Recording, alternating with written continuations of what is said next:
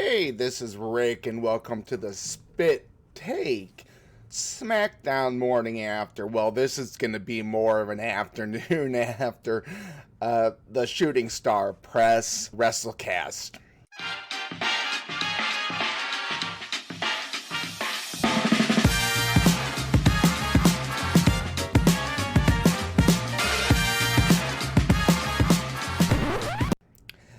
I'm just going to do a rundown of what happened on Smackdown and kind of short thing of what I talked about it. And later tonight, me and Zach are going to do a live cast about what we think about this week's events. It's, new news coming about Vince McMahon and the NDA stuff.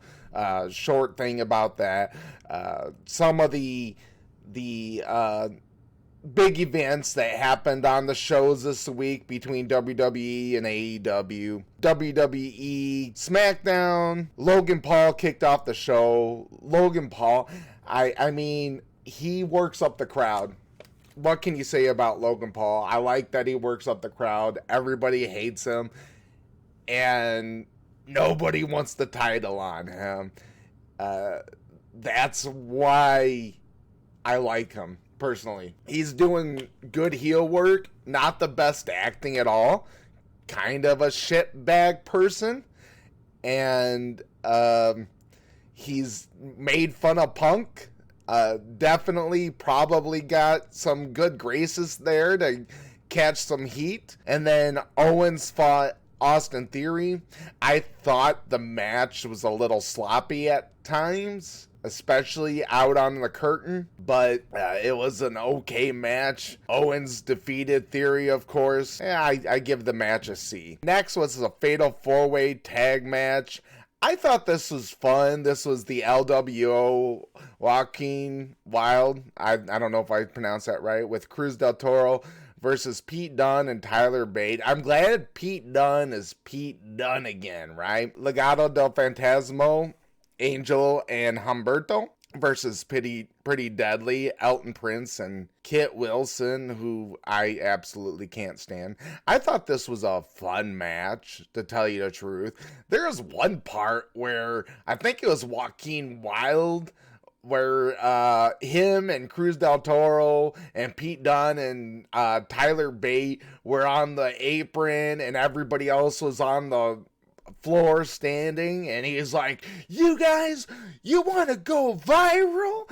And they all like helped him jump really high, and I thought he was gonna do something cool, but all he did was go really high and then land all on his feet, and then everybody just fell. That was kind of dumb. It was a fun match though. I thought it was a lot of exciting stuff that went on, but the go viral thing kind of ended it in a fart. I give that a B. Bayley, she makes her WrestleMania decision. She kind of complains about Io Sky and gets in her face. Obviously, I've seen the dissension with the Kabuki twins or Kabuki warriors. I don't know why I said twins. And Io Sky, the little Asian connection they got going on, Japanese connection they got going on there. And they turn on Bayley, so Bayley's gonna be the face, it seems, and Io's the bad guy. I thought this was a little poorly done here. Bayley beats him off with a pipe, and then Io and Bayley end up face to face. You can't. It was kind of predictable. You saw Bayley was gonna be fighting Io Sky in the end, and that's probably the right move. I don't think Bayley and Rhea Ripley would have been the right move. Next is Bobby Lashley and the Prophets versus the Final Testament. I must have missed this match. Oh, no, I seen it. I didn't think this was good because I don't remember anything about this. The match didn't get underway. That's probably why. There was a bit of interference. B-Fab came to the ring. She leveled Scarlett with the big boot. Yeah, I remember this now. It was a flyover match. And then we seen Braun Breaker and Jade Cargill. Oh, that wasn't a match, by the way. Flyover kind of thing that happened. We saw Braun Baker and Jade Cargill. Apparently they're going to be on Smackdown. Good for them. But Jade Cargill did get a big pop. Braun Baker didn't get anything. Mitchin and Tiffany Stratton, they're really pushing Tiffany Stratton. This is probably why they need a mid-card title, because I feel like Tiffany Stratton is the person they'd put it on, to tell you the truth. She did the world's prettiest moonsault or whatever. It was more of kind of a female short match, not really a squash match, but it wasn't that great. It was just Tiffany Stratton coming in and beating an enhancement talent is what it looked like. And then last but not least was Cody Rhodes' decision. And Cody Rhodes, well, first of all, Roman Reigns comes out and he's just chilling, and Cody Rhodes comes down and he basically says, you call that title what you want. You call it the Hollywood title, whatever. That was Bruno Sammartino's title.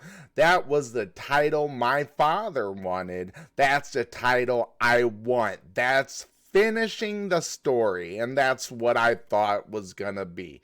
I thought that was a little anticlimactic. It seems to me that that's what he wants to go for, but it's a little confusing because then The Rock came out and then Rock and Roman had a stare down.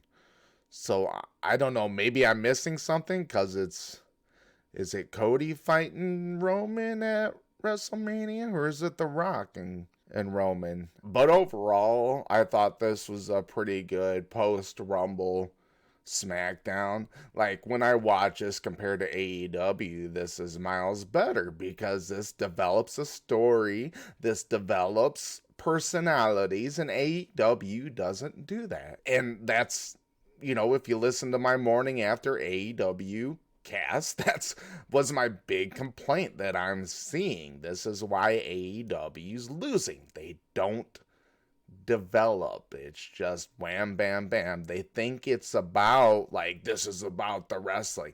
But I gotta care about the wrestlers, though. And I don't care about the wrestlers over there.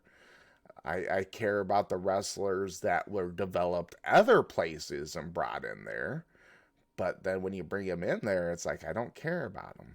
All right, well, thanks for watching. And please check out our flagship podcast, where you find all podcasts, all your favorite podcasts, and all your favorite videos, and your social media, including Facebook, X, and TikTok. We are the Spit Take Podcast. And as usual, level up, guys.